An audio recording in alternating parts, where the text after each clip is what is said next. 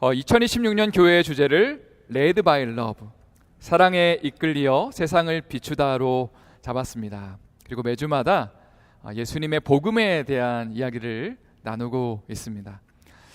사실 설교 준비하는 게 참 쉽지는 않은 것 같아요. 왜냐하면 복음이라는 주제가 그래도 좀 알고 있는 주제잖아요. 그러니까 모두에게 익숙한 것을 익숙하지 않은 방식으로 매주마다 하나님의 말씀을 또 풀어내고 소개하는 것이 쉽지는 않은 일 같습니다. 그래서 주중에 설교를 준비하면서 고민이 깊어질 때가 있고 한숨이 깊어질 때가 솔직하게 있습니다. 그렇지만 저의 고민이 깊어지면 깊어질수록 성도님들의 어떤 그 복음을 향한 주님의 마음이 더 또 넓어지고 깊어질 수 있다는 그런 확신 가운데 오늘도 기대하는 마음을 가지고 하나님의 말씀을 들고 이 자리에 섰습니다. 제가 최근에 읽은 책이 팀 켈러 목사님의 센터 처치라는 책입니다. 정말 굵은 책인데 참 복음에 대한 어떤 그 도전과 목회에 대한 또 인사이트가 많이 담겨 있는 책입니다.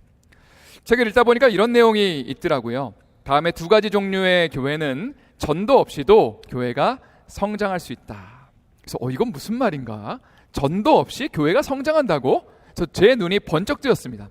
두 가지 종류의 교회를 소개하는데 첫 번째는 소수민족, 이민자들의 교회의 경우에는 이제 예를 들어서 미국에 있는 한인교회 같은 경우에는 한국에서 그 지역으로 사람들이 계속 유입이 되기 때문에 전도하지 않고도 교회가 성장할 수 있다고 말을 합니다.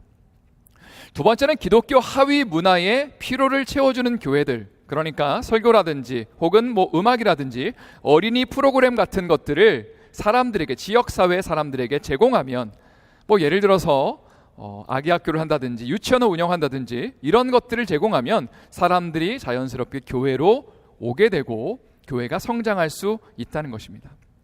근데 제가 이것을 읽으면서 어떤 마음이 들었냐면 잘못하면 교회가 전도 없이도 성장을 추구할 수 있겠다라는 그런 마음이 들었습니다. 사실 교회의 가장 중요한 사명이라 한다면 예수님을 믿지 않는 자들에게 복음을 전하는 것이겠죠. 사람들이 회심하는 것을 보는 것입니다. 믿지 않는 자들의 그 마음 가운데 예수님의 그 복음의 영광이 비춰지는 것을 목도하는 것이 우리의 삶에 추구해야 될 가장 중요한 가치라는 것이죠. 그러나 교회가 어느 정도 규모가 있고 목회자의 이름이 좀 알려져 있으면 굳이 전도하지 않아도 사람들이 교회에 찾아오기 때문에 전도가 필요 없다고 생각할 수도 있다는 것입니다. 팀 켈러 목사님은 또 다음과 같은 고백을 하고 있습니다. 리듬의 교회는 1980년대 후반 도시 쇠퇴 시기가 막을 내리던 때에 맨하튼에서 시작되었다. 범죄율은 높았고 도시 인구는 줄고 있었고 다른 지역에서 뉴욕시로 이사 들어오는 그리스도인들도 거의 없었다. 리드머 교회는 처음 몇 년 동안 공격적이지만 매력적인 전도를 통해 성장했다. 전도하려는 의지가 젊은 회중에 번졌고 5년 동안 수백 명의 사람들이 불신앙과 무교회의 배경에서 벗어나 신앙으로 돌아왔다. 자, 그런데 이어서 이런 말을 합니다. 제가 요거는 스크린은 없지만 한번 읽어드리겠습니다. 도시의 사람들이 다시 이주해 오기 시작하면 교회의 사람들이 제발로 찾아오기 때문에 전도의 열정이 결여될 수 있다. 그러나 전도 없는 교회의 성장은 도시에 더 깊이 다가갈 수 없기 때문에 리드머 교회는 이러한 위험성을 알고 전도의 정신을 다시 불붙이는 데 헌신하였다. 한번 생각을 해본다면 교회가 처음 개척했을 때는 팀 켈러라는 이름도 모르고 리디머 교회라는 이름도 잘 몰랐기 때문에 끊임없이 믿지 않는 자들을 교회로 초청하고 그리고 이들에게 복음을 전해야지만 교회가 성장할 수 있었지만 시간이 지나면서 교회가 유명해지고 목사님의 이름이 다른 사람들에게 알려지고 또 맨하튼이라는 도시에 많은 사람들이 몰려들기 시작하면서 굳이 전도하지 않아도 교회가 성장하는 것을 목도했다는 거죠. 근데 목사님의 이런 마음이 들었다는 거예요. 가만히 있다가는 이대로 그냥 두면 사람들이 전도 없이도 그냥 교회 성장을 기뻐하고 그리고 즐거워할 수 있겠구나라는 생각이 드니까 의도적으로 믿지 않는 자들에게 복음을 전해야 된다. 이 얘기를 많은 사람들에게 강조했고 헌신해 왔고 그것을 열매로 이 교회가 여기까지 올 수 있었다라는 고백을 하고 있는 것입니다. 성도 여러분, 하나님이 기뻐하시는 교회의 핵심은 예수님의 복음을 전하는 것입니다. 아멘이시죠? 예, 그런데 너무나 많은 교회들이 전도 이외의 방법으로 성장할 수 있다고 믿는 것 같습니다. 예를 들어서 저희가 지금 교회에 좋은 장소를 찾고 있잖아요. 그죠? 예, 어느 장소에 또 시설을 잘 해놓고 주차장을 잘 완비해 놓고 또 어린이 프로그램을 잘 필요해 놓으면 사람들이 몰려올 것이다. 물론 어느 정도 맞는 말입니다. 또 우리에게도 해당이 되는 말이고 또 우리의 필요이기도 합니다. 그러나 항상 우리에게는 더 중요한 우선순위가 있다는 것을 기억해야 합니다. 그것은 예수님의 복음을 믿지 않는 자들에게 선포하는 것입니다. 잃어버린 영혼이 주님 앞에 돌아오는 것을 보는 것입니다. 그리고 이것은 저 혼자만이 추구하는 가치가 아니라 이 자리에 있는 모든 성도님들이 꿈꾸고 그리고 마음 가운데 새겨야 될 가치가 됩니다. 사실 저는요, 잃어버린 영혼들이 주님 앞에 돌아온다, 그 상상만 해도 너무 감격스럽고 너무 행복합니다. 근데 그것이 그냥 저 혼자만의 비전이 아니라 우리 모두가 공유하고 함께 꿈꿔야 되는 하나님의 교회의 비전이라는 것이죠. 그리고 이를 위해서 우리가 먼저 지금 하고 있는 게 뭐냐면 복음의 감동을 누려야 된다는 겁니다. 우리부터가 예수님 믿는 게 참 풍성한 거구나, 예수님 앞에 정말 내 삶을 올려드리는 것이 너무나 가치 있는 일이고 그리고 우리의 삶 가운데 진정한 기쁨과 감격을 주는 거구나 라는 어떤 그런 충만함이 먼저 우리의 삶에 임할 때에 자연스럽게 그 복음의 감격과 은혜가 다른 사람들에게 퍼질 수 있고 믿지 않는 자들에게 전달될 수 있다는 것이죠. 그래서 올해 주제를 한번 힘차게 저를 한번 따라서 외쳐보도록 하겠습니다. 사랑에 이끌려 세상을 비추다. 또 다른 표현으로 한번 저를 따라해 보겠습니다. 복음에 이끌려 세상을 변화시키다. 이러한 은혜와 축복이 올해 우리 교회 가운데 넘치기를 예수님의 이름으로 축원드립니다. 그래서 저는 오늘도 이 복음의 풍성함을 누리는 방법에 대해서 나눌 건데 오늘은 제목이 좀 의미심장합니다. 우리는 항상 무엇인가를 예배한다 입니다. 그래서 총 3가지를 나눌 건데 첫 번째로 이야기할 것은 우리도 우상 숭배자라는 사실입니다.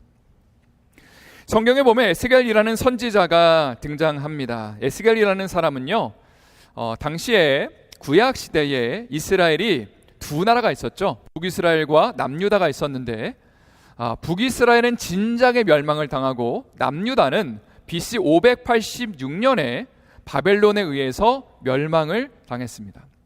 자, 그런데 멸망당하기 11년 전에 바벨론의 포로로 끌려갔던 사람이 에스겔이라는 사람입니다. 아마 마음이 굉장히 절망스러웠을 거예요. 그 젊은 나이에 포로로 끌려가서 이제 끝났구나, 이제는 소망이 없구나, 희망이 없구나 라고 그렇게 좌절하고 있을 때에 하나님이 그를 선지자로 불러주십니다. 하나님의 말씀을 들려주세요. 그리고 여러 가지 비전과 환상을 보여주시면서 내가 이런 일을 행할 거다라고 말씀하십니다. 그중 하나가 뭐냐면 에스겔 8장에서 예루살렘 성전을 보여주시는 겁니다. 아마 그 환상을 봤을 때 처음에는요 되게 감격스러웠을 거예요. 하나님을 예배했던 곳, 하나님을 사랑한다고 고백했던 곳이 나오네 하고 그 성전에서 일어나는 일을 딱 봤는데 너무나 충격적이었습니다. 먼저 에스겔 8장 5절 말씀 한번 다 같이 저희 읽어보도록 하겠습니다. 8장 5절 말씀 읽겠습니다. 시작.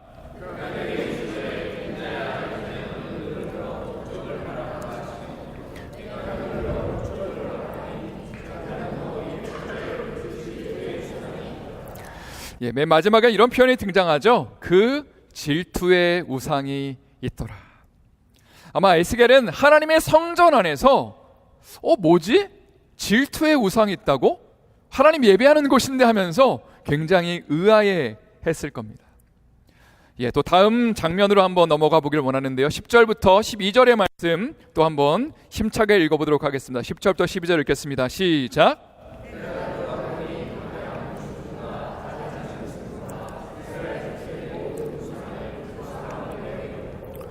이스라엘 족속의 장로 중 70명이 그 앞에 섰으며 사반의 아들 야사냐도 그 가운데 섰고 각기 손에 향로를 들었는데 향연이 구름같이 오르더라.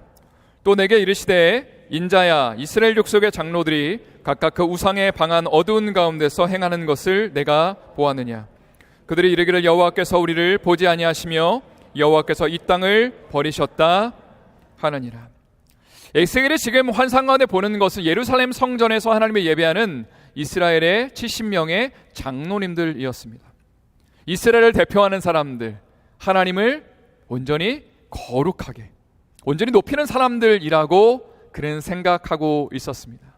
자, 그런데 그 70명의 장로님들이 좀 의외의 그런 모습을 보였다는 거죠. 바로 우상을 숭배하는 모습을 보게 됩니다.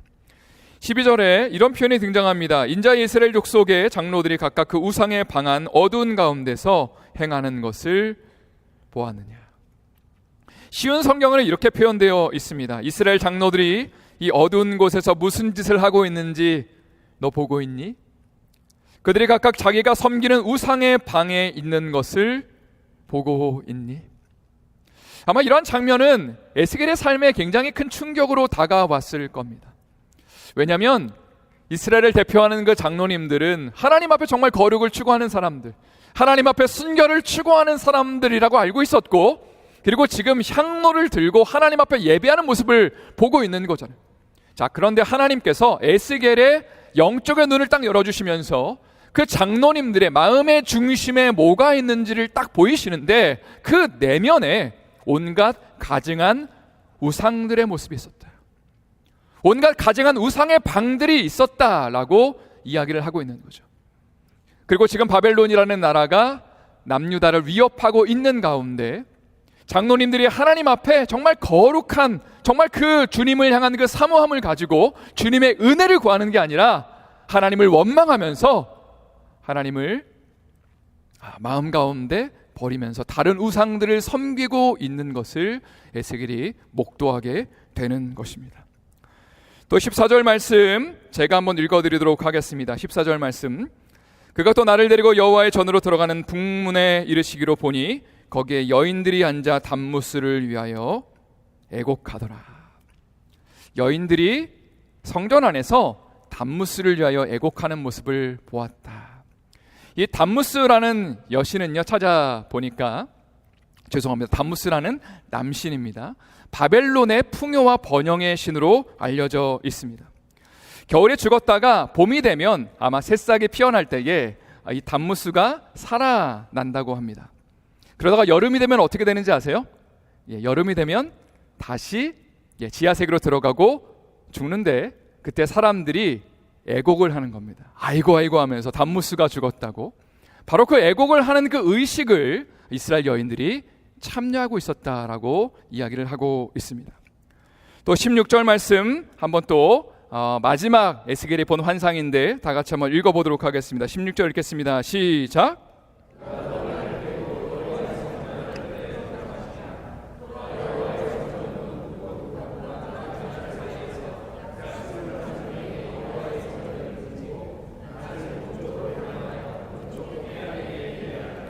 여기 보니까 25명의 사람들이 하나님의 성전 안에서 하나님을 예배하는 것이 아니라 하나님을 등지고 태양을 예배하고 그리고 절하는 모습을 목도하게 됩니다. 이런 모습을 보면서 우리는 다음과 같은 질문을 던지게 되는 거죠. 하나님을 예배하는 성전 안에서 아니 어찌해서 우상을 섬기고 다른 신들을 예배할 수 있지라는 질문을 던져보게 되는 겁니다. 그러나 오늘 말씀을 묵상하는 가운데 이런 감동을 받았습니다. 어찌 보면 이것이 바로 우리의 모습일 수도 있겠다라는 그런 마음입니다. 열왕기상 12장 28절과 29절 말씀을 또 한번 다 같이 읽어보도록 하겠습니다. 함께 힘차게 읽겠습니다. 시작.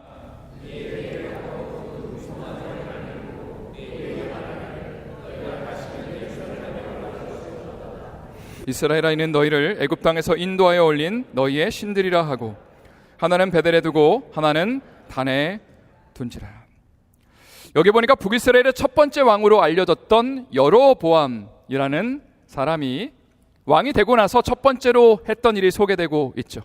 북이스라엘의 맨 북단에 있는 단이라는 지역과 그리고 남단에 있었던 베델이라는 그 도시에 지금 금송아지를 만들어 놓고 그리고 이것을 섬기라 하고 시켰다는 겁니다. 자, 그런데 이 금송아지를 뭐라고 칭했는지가 참 중요합니다. 28절에 보니까 이런 표현이 등장하죠. 이는 너희를 애굽 땅에서 인도하여 올린 너희의 신들이다. 이 너희의 신들이라는 표현을 히브리어로 찾아보니까 엘로헤이카라고 되어 있습니다. 이 단어는요, 엘로힘, 우리가 잘 많이 들어봤을 겁니다. 하나님이라고 번역할 수 있는 엘로힘이라는 단어와 그리고 너희의 라는 이 단어의 합성어입니다. 그러니까 금송아지를 향해서 우상이라고 표현한 것도 아니고 우상이라고 생각한 것이 아니라 이는 너희를 애굽 땅에서 인도하여 낸 너희의 엘로힘, 너희의 하나님이다라고 그는 표현했다는 거죠. 그리고 사람들은요, 북이스라엘의 수많은 사람들은 그 금송아지를 하나님이라고 생각하면서 예배했고 많은 은혜를 받았고 많은 감동을 받았습니다. 그들에게 어떤 문제가 있다고 생각하지 못했습니다. 그러나 결국 그것으로 인해서 북이스라엘은 멸망의 길을 걸어갔다는 것입니다. 이러한 말씀은 우리의 삶의 근본적인 질문을 던지게 됩니다. 혹시라도 우리가 하나님을 예배하는 현장에서 우상 숭배를 하고 있지는 않을까?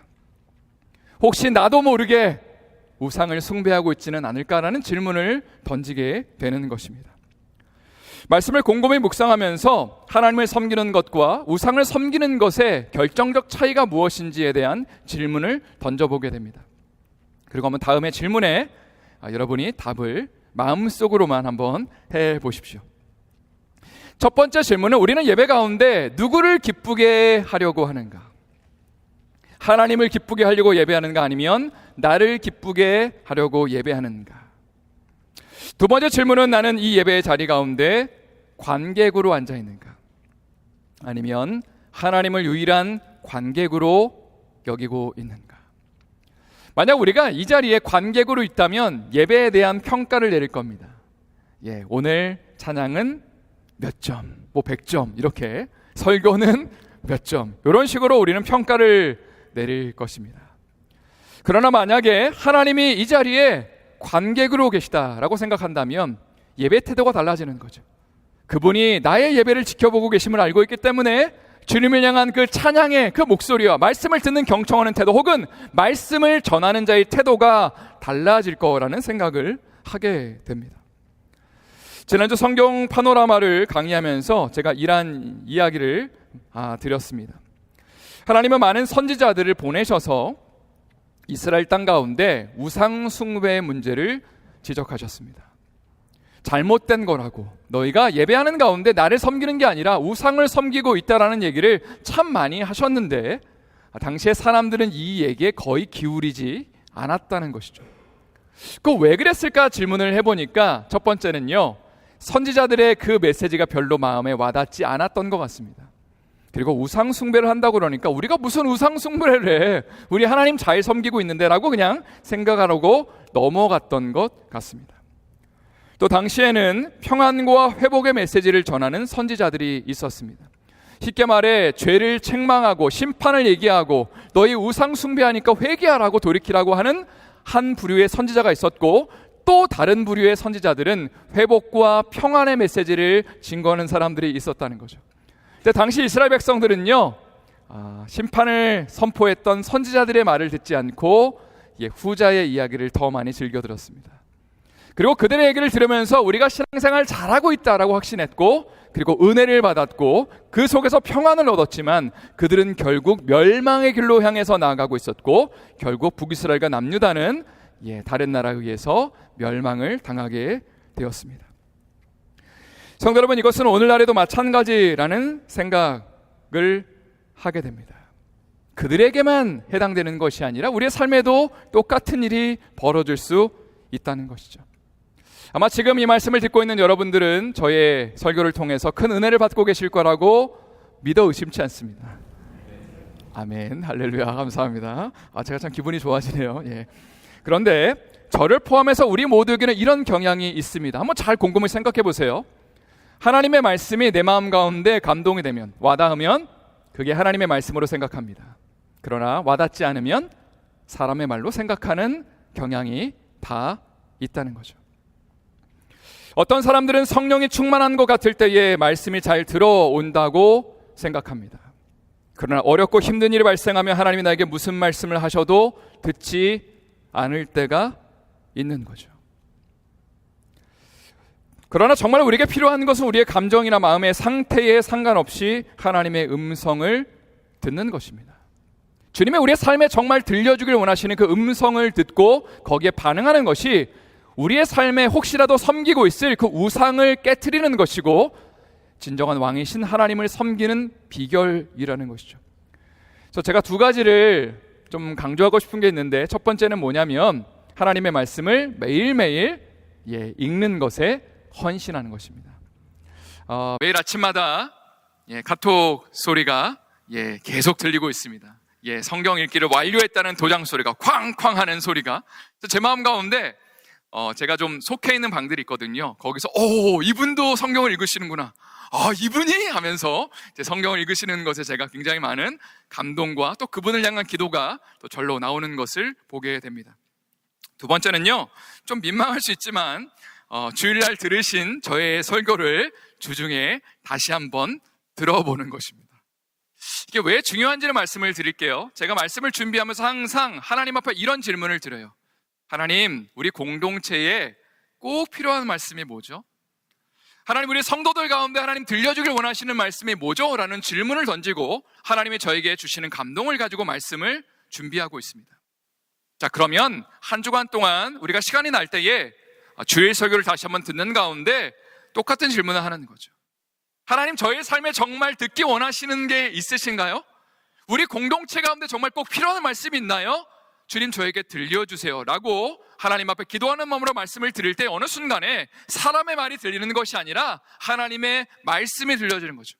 그리고 그 말씀 가운데 우리의 영이 반응할 때에 주님이 기뻐하시는 아름다운 우리의 삶이 또 우리의 가정과 교회가 세워질 수 있다는 것입니다. 이런 은혜와 축복이 우리의 삶에 넘쳐날 수 있기를 예수님의 이름으로 축원드립니다. 두 번째로 나누고 싶은 것은 우리가 예배하고 있는 우상들에 대한 것입니다. 팀 켈러 목사님의 센터 처치라는 책에서 데이비드 포스터 월리스의 글을 소개합니다. 참고로 이 사람은 크리스찬이 아니래요. 그냥 유명한 아마 작가인 것 같습니다. 그런데 그가 하는 이야기를 인용하고 있습니다. 한번 잘 들어보십시오. 하루하루 이어지는 삶의 참호 속에 무신론 같은 것은 존재하지 않는다. 예배 없는 삶도 없다. 누구나 예배한다. 유일한 선택이란 무엇을 예배할 것이냐이다. 그러면서 대부분의 사람들은 이렇게 말한다는 거죠. 저는 단지 좋은 작가가 되기 위해 열심히 일하는 것뿐입니다. 저는 단지 사랑해줄 누군가를 찾을 뿐이에요. 저는 몸을 잘 관리하기 위해 열심히 운동할 뿐입니다. 저는 정치에서 무엇인가를 이루려 할 뿐이고 경력을 잘 쌓고 싶을 뿐이고 미래를 위해 돈을 좀 벌려고 할 뿐입니다. 그런데 데이비드 월러스는 이 모든 행위를 예배라고 규정하고 있죠. 왜냐하면 예배라는 것은 어느 특정한 장소에 와서 노래를 부르고 찬양을 하고 말씀을 듣는 것이 아니라 우리의 인생의 중심 가운데 무엇인가를 의미 있게 두는 것을 가리키기 때문입니다. 무엇인가에 나의 삶의 가치를 두고 거기에 나의 시간과 돈과 감정과 여러 가지 결정들을 바치는 것이 예배의 행위가 된다는 것입니다. 가령 무신론자들은 신이 없다고 믿는 가치체계를 신뢰합니다. 그리고 그러한 세계관에 자신의 운명과 마음을 드리고 있는 거죠. 어떤 사람들은 사랑이나 돈, 성취나 직장이나 가족이나 삶의 안정 등의 인생의 가치를 두고 나의 에너지와 시간을 쏟으며 궁극적인 만족과 행복을 추구합니다. 그래서 저는 우리 성도님들에게 이런 질문을 던지고 싶습니다.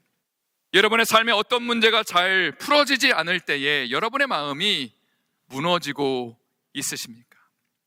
뭔가를 잃어버렸을 때, 무엇인가가 되지 않을 때에 나의 가치가 내려앉는 느낌, 나는 아무것도 아니다, 화가 나고 분노가 나는 그 순간, 그 바로 나의 삶을 힘들게 하는 그것은 무엇입니까? 이게 바로 우리가 섬기고 있는 우상들이고 우리가 하나님 외에 예배하고 있는 것들이란 사실입니다.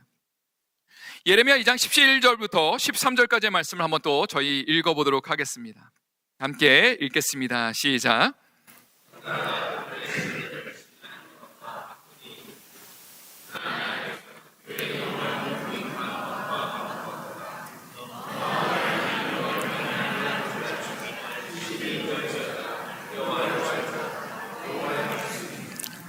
내 백성이 두 가지 악을 행하였나니 곧 그들이 생수의 근원되는 나를 버린 것과 스스로 웅덩이를 판 것인데 그것은 그물을 가두지 못할 터진 웅덩이들이니라.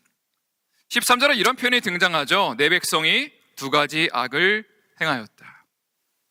예레미야가 선지자라고 활동했을 그 당시에 남유다의 백성들이 두 가지 죄를 범하였다. 아마 정기적으로는 하나님을 예배하고 예루살렘 성전에 가서 거룩한 어떤 그 모습을 보였던 그 백성들을 향해서 하나님이 두 가지 악을 행했다. 첫 번째는 생수의 근원되는 나를 버렸다라고 선언하십니다. 생수의 근원은 영어로 The Spring of Living Water입니다. 이스라엘에 가면 이 스프링이라는 거, 샘이라는 게 있어요. 24시간 365일 물이 끊임없이 나오는 곳이 바로 샘입니다.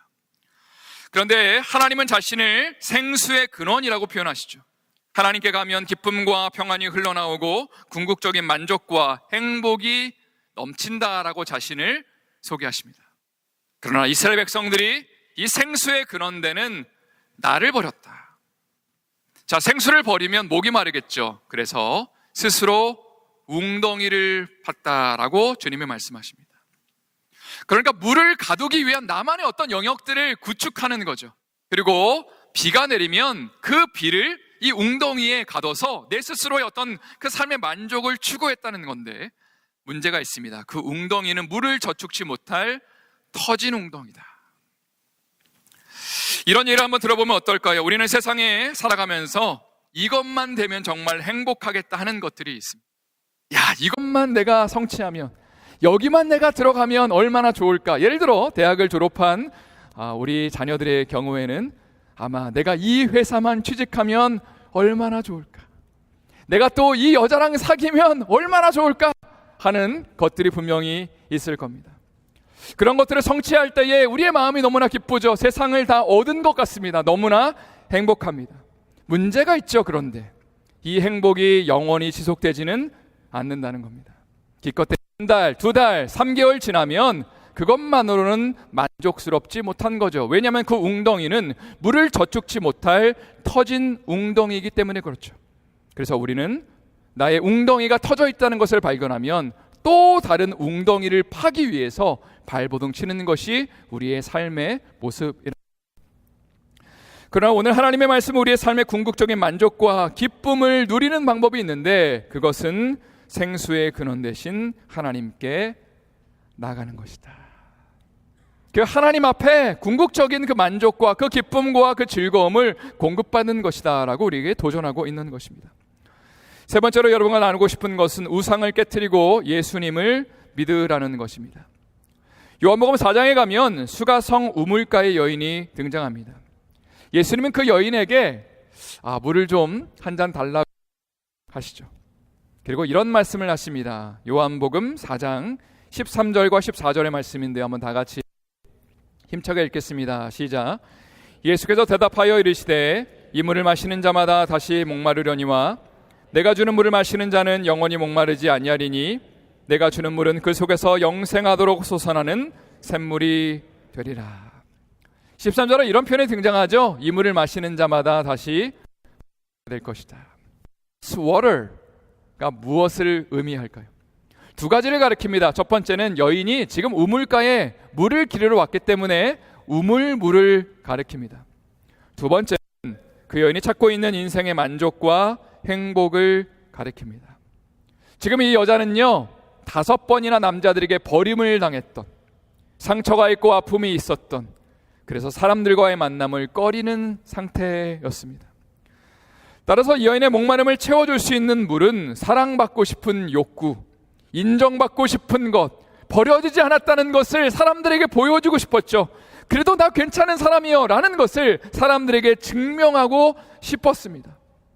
그리고 이런 것들을 좀 얻게 되면 내 인생이 만족을 누리고 행복을 누릴 수 있다고 그렇게 믿었죠. 그러나 예수님 말씀하시죠. 이 물을 마시는 자마다 다시 목마르려니와.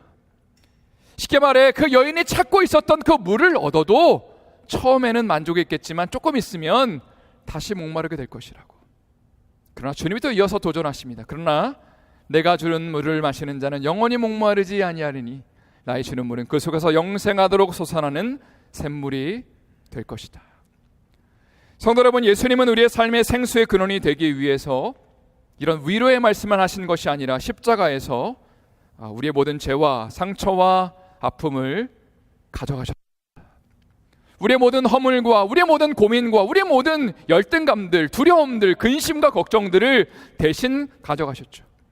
그리고 죽으시고 부활하셨고, 중요한 것이 예수님을 믿는 자들에게 성령을 부어주신다는 겁니다. 나의 삶의 한계와 연약함과 그 공허함을 인정하고 내가 누리고 싶어하는 그 물론은 나의 삶이 만족스럽지 않다는 것을 아는 사람들, 그리고 예수님을 나의 삶의 왕으로 모시는 모든 사람들에게 주님은 성령님을 부어주셔서 하나님의 영을 우리의 마음 가운데 심령 가운데 부어주셔서 영원히 목마르지 않는 그 생수를 우리의 삶에 공급하신다는 거죠. 이제 마지막으로 저의 삶의 우상은 무엇인가를 한번 질문을 던져보고 말씀을 마무리하고 싶습니다. 여러분의 삶의 우상은 무엇인가를 한번 생각하면서 저의 이야기를 한번 들어보십시오. 저는 결혼한 지가 20년이 되었는데 아직 자녀를 하나님이 주시지 않았기 때문에, 그래서 목회라는 것에 더 많은 에너지와 열정을 쏟을 수 있었던 것 같습니다. 한편으로는 감사한 것이고 또 하나님 앞에 영광을 돌려야 될 일이지만, 또 곰곰이 생각해보면 목회가 그렇기 때문에 저희 삶에 우상이 될 수도 있다는 생각을 하게 됩니다. 왜냐하면 목회에 많은 에너지를 쏟다 보면 이걸 통해 어느 순간에 저의 존재 가치를 증명하고 싶어 하는 게 되는 거죠. 내가 좀 더 잘하고 있다는 거, 내가 뭔가 열매를 맺고 있다는 것을 드러내고 싶은 수단이 될 때에 그것이 바로 저의 삶의 우상이 되는 것입니다. 작년 초에 저에게 어려운 일이 발생했을 때에 하나님은 저의 근본에 대해서 물으셨습니다. 제가 한번 나눈 적이 있죠. 너가 사는 이유가 뭐냐? 너가 목회하는 이유가 뭐냐? 라는 질문을 던지셨습니다. 그때 제가 마루에 키보드가 있었는데 찬양을 자주 불렀습니다. 빛이 없어 환하게 다가오시는, 그때 눈물이 막 주룩주룩 나고, 근데 요즘에는 이 찬양을 불러도 별로 눈물이 나지 않는, 그래서 좀 조만간 다시 되지 않을까라는 생각을 하게 됩니다. 어쨌거나 어떤 그 마음속 깊은 곳에서 저의 근본을 물으셨습니다. 그리고 저의 마음에 이런 솔직한 좀 질문이 있었어요. 내가 목회를 계속할 수 있을까라는 어떤 그 마음속 깊은 곳에서의 질문이었죠. 그러나 주님이 이런 고백을 주시더라고요. 주님, 제가 이 길을 계속 가고 싶습니다. 좋은 교회에서 좋은 자리를 제가 부여받았기 때문에 이 길을 걸어갈 수 있는 것이 아니라, 예수님 저를 부르셨으니까 이 길을 끝까지 가야죠. 예수님 증거하는 삶을 살아야죠. 라는 그런 고백을 제가 하나님 앞에 올려드릴 수 있었습니다. 근데 힘들어서 목회가 저의 우상이 될 수 있다는 생각을 또 하게 됩니다. 저의 인생 가운데 한번 이게 우상이 될 수 있는 것을 하나님 앞에 올려드렸다고 해서 끝나는 것이 아니라, 끊임없이 계속해서 나의 삶의 우상이 될 만한 것들을 하나님 앞에 내어드려야 되고 온전히 깨트려야 하지만 하나님을 온전히 예배하는 자의 삶을 살 수 있다는 것이죠. 그래서 저는 제가 이곳에 서 있는 이유를 마음에 계속해서 새기고 있습니다.